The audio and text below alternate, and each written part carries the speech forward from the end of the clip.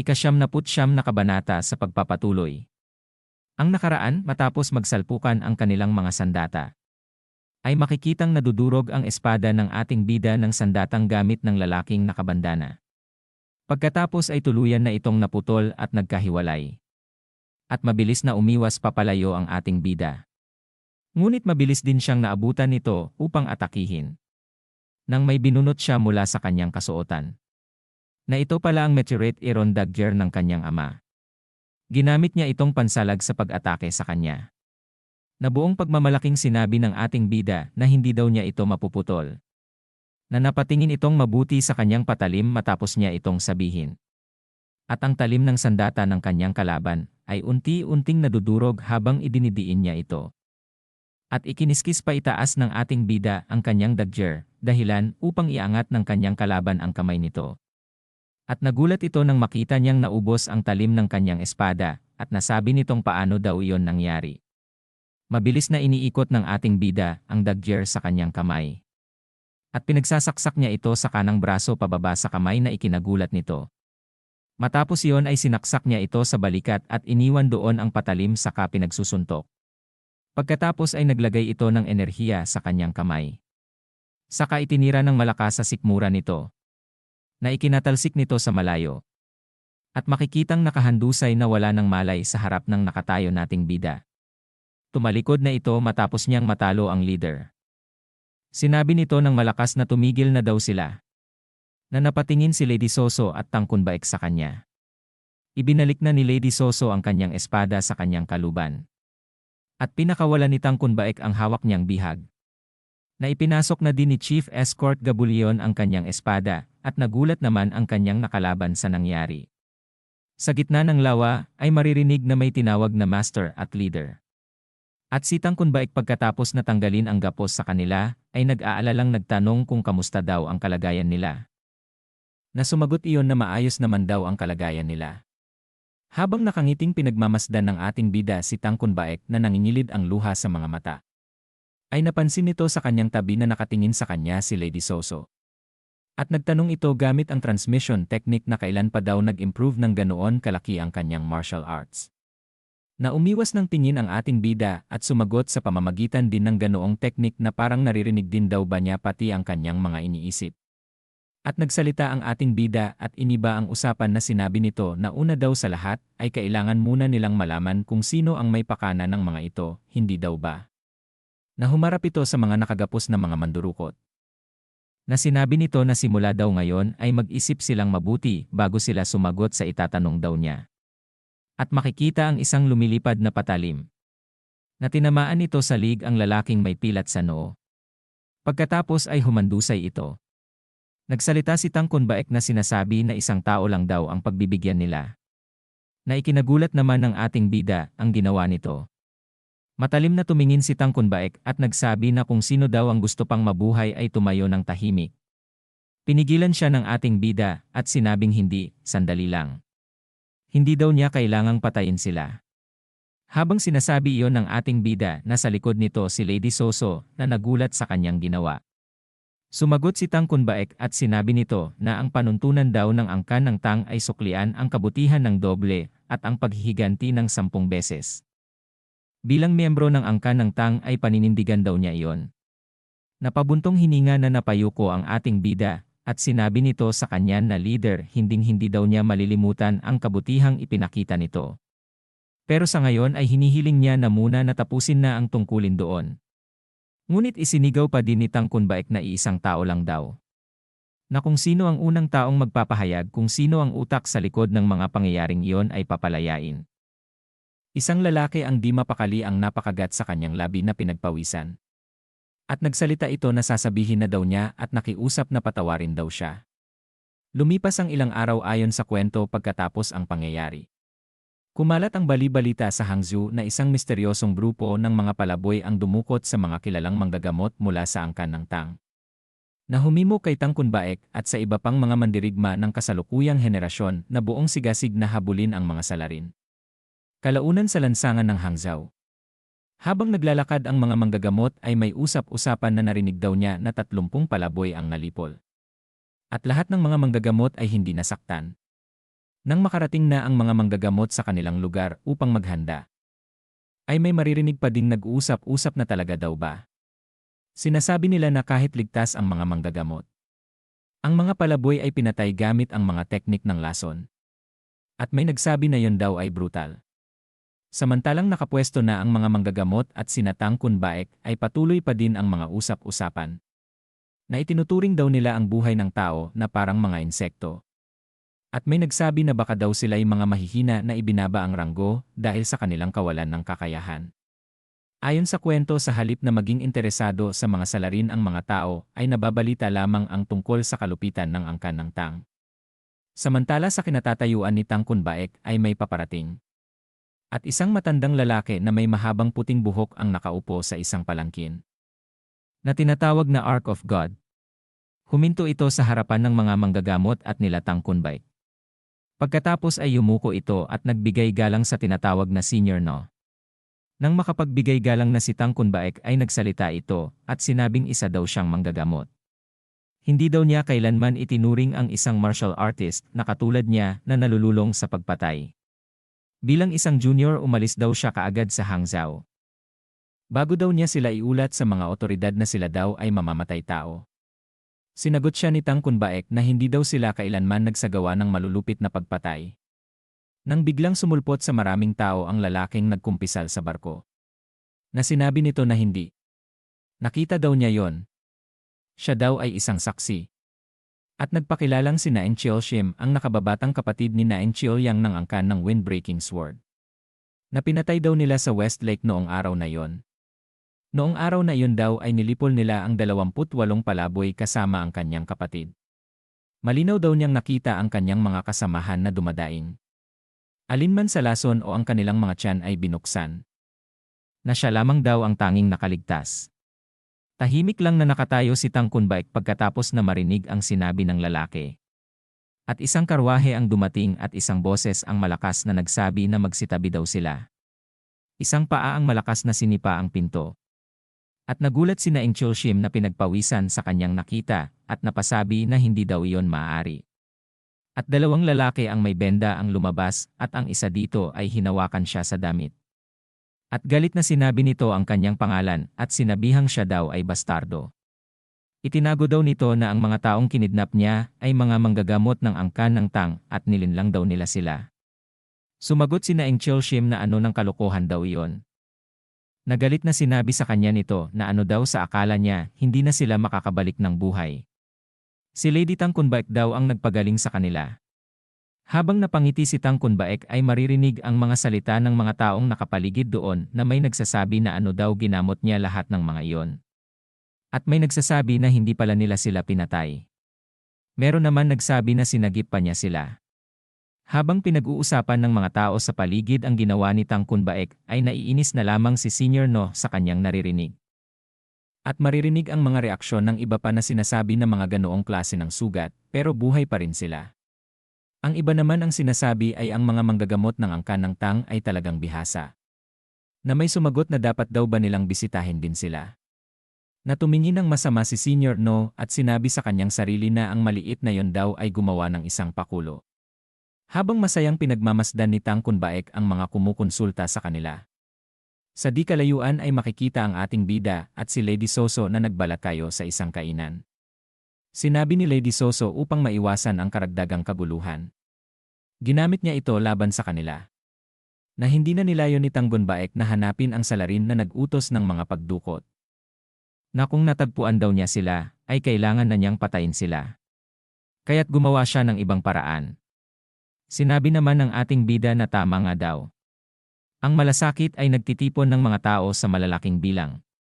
Kapag bukas ang puso ay marami ang nakukuha. Ayon sa kwento, dahil doon ay nakapagtayo si Tang Kunbaek ng isang klinika sa Hangzhou.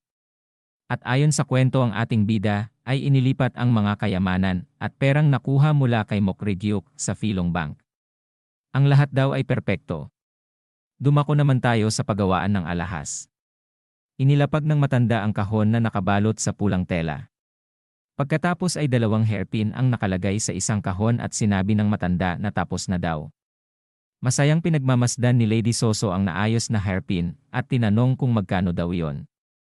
At sumagot ang ating bida na nabayaran na daw niya iyon noong nakaraang pumunta sila. At itinuro nito kay Lady Soso ang bulaklak na hairpin at sinabing tanggapin din daw niya iyon. Habang naiinis na namumula ang mukha ni Lady Soso ay sinabi nito na bakit daw niya iyon gagamitin. Hindi daw ba't sinabi niya na ito daw ay para sa kanyang auntie. Nahihiyang napakamot ng ulo ang ating bida at sumagot ito na ang sinabi daw niya ay hindi siya sigurado kung magugustuhan niya ang isang hairpin, yon lang daw yon.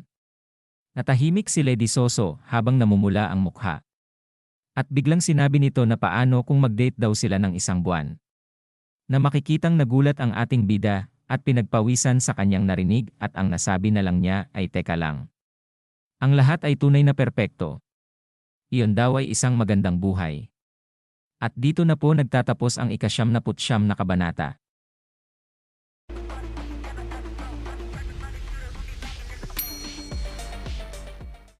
Ika-100 kabanata sa pagpapatuloy. Nanginginig na napakapit ang ating bida sa lamesa.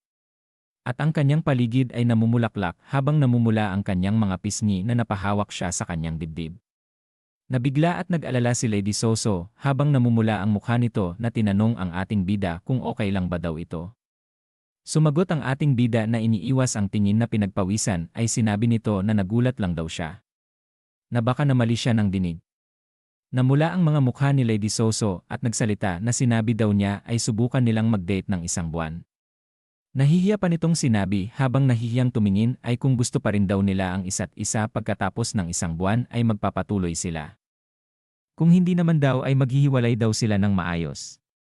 Natataranta na pinapaliwanag ng ating bida na hindi naman daw sa hindi niya gusto. Pero ang agwat daw ng edad nila ay parang pakiramdam daw niya ay masama siyang tao. Nanlaki ang mga mata ng ating bida pagkatapos na marinig niya ang sinabi ni Lady Soso na kung hindi naman daw niya siya ayaw ay ibig sabihin gusto niya rin daw siya, hindi ba? Umamin ito na namumula ang mga mukha na sumagot ng oo. Nang sinabi ni Lady Soso na kahit na siya ang unang nagtapat ay sabihin na lang daw na siya ang unang nagkagusto sa kanya. Sang-ayon daw ba siya?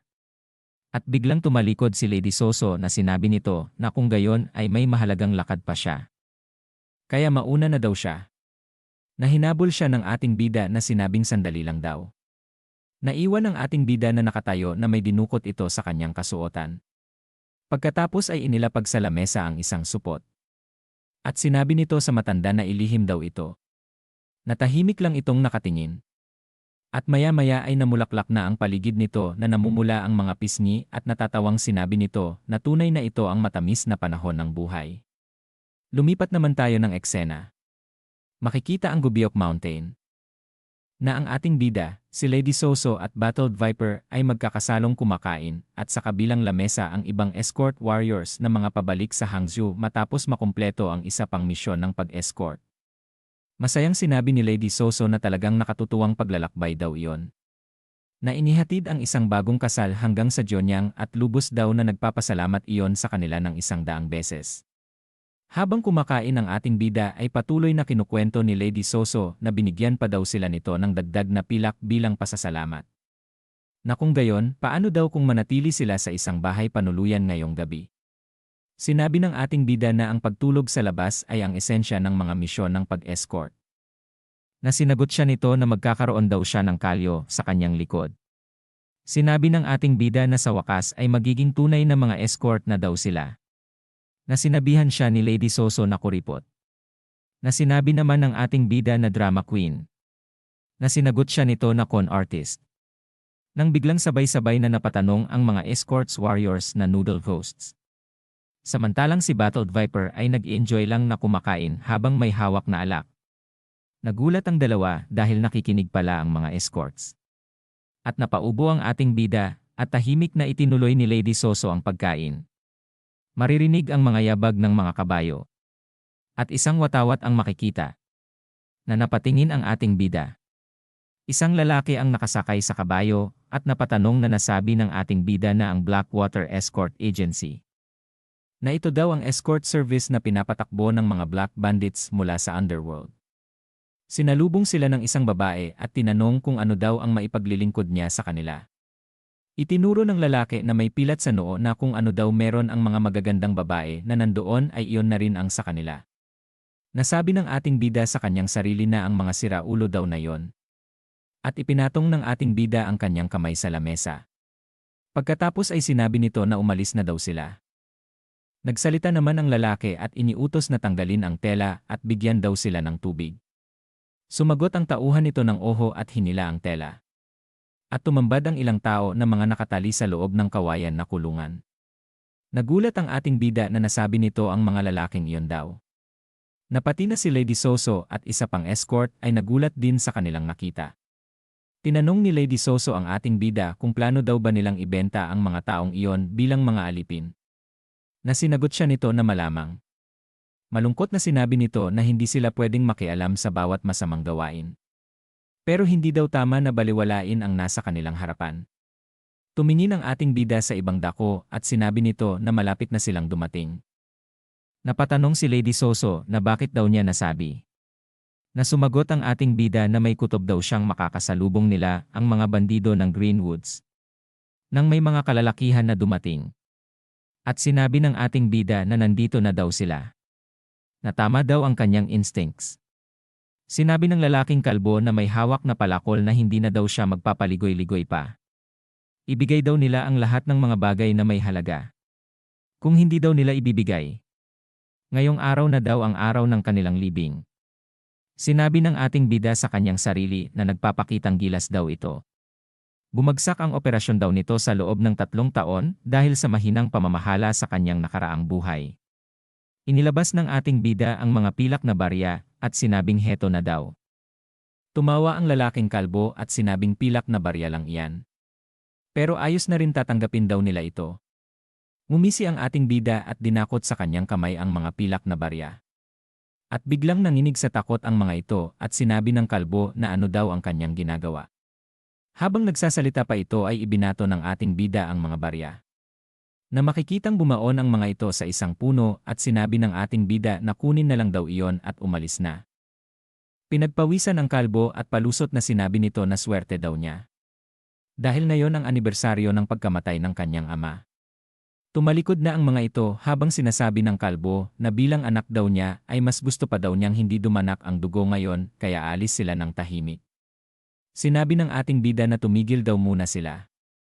Naiinis na sinabi ng kalbo na sinabi na nga daw niya na palalayain nila siya. Sinabi ng ating bida na baguhan lang daw ba sila. Na naiinis na sinagot siya nito na sino ang tinatawag daw niyang mga baguhan. Mayabang na sinabi ng ating bida na naranasan na daw niya ang isang maging bandido ng maraming beses kaya parang likas na sa kanya yon. Tinanong niya ito kung gusto daw ba niyang matuto ng isa o dalawang bagay. Makikitang paparating ang mga Blackwater Escort Agency. Nang mapahinto ang mga ito at nasabi ng leader ng mga ito na kayo. Na sinalubong sila ng grupo ng ating bida na mga nakabalat kayo kasama ang kalbong bandido ng Greenwoods. Na sinabi ni Lady Soso sa mga ito na irashames. Na ang ibig sabihin ay welcome. Naiinis na sinabi ng leader ng Blackwater Escort Agency na ano daw ang sinasabi nito. Na sumagot si Lady Soso na marunong daw pala silang magsalita ng wika nila. Ang akala daw niya ang pang-aalipin ay isang masamang gawain na ginagawa lamang ng mga piratang Hapon. Na nagpipigil ng tawa ang ating bida sa sinabi ni Lady Soso. Sinabi pa nito habang nakaturo ang daliri sa likuran na sa spring na yon daw ay naglatag sila ng bagong daan upang mas madaling makadaan ang mga karwa mula sa mga serbisyo ng escort at mga mangangalakal. Magpakita naman daw sila ng pasasalamat. Ang lalaking nasa likuran ni Lady Soso na may hawak na pana ay nababahing na. Lumingon ang leader ng Blackwater Escort Agency sa lalaking kalbo pagkatapos na sumagot ito kay Lady Soso na siyempre naman. At ang kalbong lalaki ay may dinukot mula sa kanyang kasuotan. At isang supot ang nilabas nito. Na hindi na napigilan ng lalaking may pana ang pagbahing na dahilan upang mabitiwan nito ang palaso. Na makikitang patungo ang palaso sa mga miyembro ng Blackwater Escort Agency. Na ikinagulat ng mga ito nang tumusok iyon sa kamay ng lalaking kalbo. At dahil doon ay hinugot ng leader ang kanyang espada at napasabing ang mga hayop na ito. Nanginginig na pinagpawisan ang bandidong taga Greenwoods at sinabing aksidente lang daw iyon na dulot ng pagbahing. Nadismaya ang ating bida at nasabi sa kanyang sarili na parehong ang leader at mga tauhan nito ay mga malalamya. Dahil sa pangyayari ay agad na sinugod sila ng leader ng Blackwater Escort Agency at iniutos nito na patayin daw silang lahat. Habang iniiwasan ng ating bida ang mga sunod-sunod na pagsugod nito gamit ang kanyang espada ay napatanong na sinabi ng ating bida na Juan Gon. Makikita ang mabibilis na pag-atake nito na sinabi ng ating bida na hindi maayos. Na naiiwasan niya lang ito at sinabing hindi daw iyon ubra sa kanya. At isang malakas na suntok ang sumalubong sa mukha nito na pinakawalan ng ating bida. At pinatatamaan niya ito sa iba't ibang bahagi ng katawan nito. At isang suntok ang kanyang pinakawalan. Pagkatapos niyon ay makikitang bugbog sarado na ito na natanggalan pa ng ngipin. At sinabi nito na tama na daw dahil talo na daw sila. Pakitigil na daw iyon. Nakangiting may masamang binabalak sa kanyang isip ang ating bida na sinabi nito na nagsisimula pa lang daw iyon. Nang lumapit ito sa lalaking kalbo na may tusok na pana sa palad na may takot sa mukha at sa may unahan nito ang bugbog sarado niyang leader. Nang makalapit ang ating bida sa kalbo ay hinawakan niya ito at sinabi sa kanyang sarili na malinaw daw kung saan itinatago ng mga escort ang kanilang pera. Na napanganga sa gulat ang lalaking kalbo pagkatapos na ihagis ng ating bida ang gintong barya. Nagmistulang bato sa gulat ang taga Greenwoods Bandits na nasabi nito na sigurado daw siyang wala ng pera doon kanina. Na nagtataka naman ang taga Blackwater Escort Agency na paano daw nila nalaman na doon nila itinatago ang pera. Na makikitang nagniningning at namamangha na di makapaniwala ang mga Greenwoods Bandits sa ipinakita sa kanila ng ating bida. At nasabi ng mga ito na ganoon daw pala yon. At dito na po nagtatapos ang ika-100 na kabanata.